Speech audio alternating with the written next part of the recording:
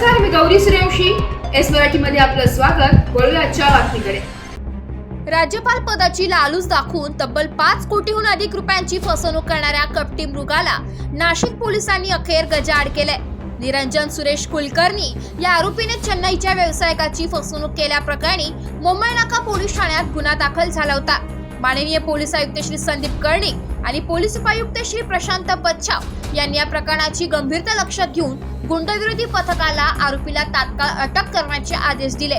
आरोपी कुलकर्णी हा मूळचा नाशिकचा असला तरी तो सध्या नागपुरात लपून बसल्याची माहिती पोलिसांना मिळाली.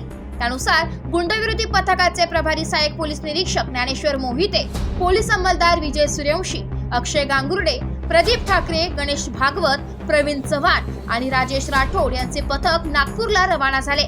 नागपूरच्या राणा प्रताप नगर पोलीस ठाण्याच्या हद्दीत आरोपीचा शोध घेत असताना तो हॉटेल रेडिसन ब्ल्यू मध्ये असल्याचं समजलं. पोलिसांनी सापळा रचून कुलकर्णीला ताब्यात घेतलंय आणि नाशिकला आणून मध्यवर्ती गुन्हे शाखेच्या ताब्यात दिलंय. पोलिसांच्या यशस्वी कारवाईचे सर्वत्र कौतुक होते.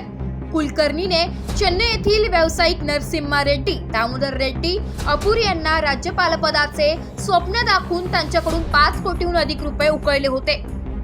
त्याने रेड्डी यांना पेन्स आणि बोर व्याघ्र प्रकल्पांजवळील 100 एकर जमिनीचे बनावट लीज दस्तऐवज आणि चांदशी येथील स्वतःच्या नावावर असलेल्या जमिनीचे बनावट कागदपत्रे दाखवून फसवणूक केली होती. पोलिसांनी आरोपीची कसून चौकशी सुरू केली असून या प्रकरणातील इतर आरोपी आणि फसवणुकीचा अधिक तपास पोलीस कोठडीत केला जाईल. नागरिकांनी आर्थिक व्यवहार करताना सावधगिरी बाळगावी आणि अशा प्रकारच्या कपटी लोकांच्या जाळ्यात अडकू नये असे आवाहन पोलिसांनी केले. Bureau report, S Marathi news, Nashik. अशाच नवीन ताज्या घडामोडी जाणून घेण्यासाठी आमच्या एस मराठी न्यूज चॅनलला लाईक करा, शेअर करा, सबस्क्राईब करा आणि बेल आयकॉनला क्लिक करायला विसरू नका.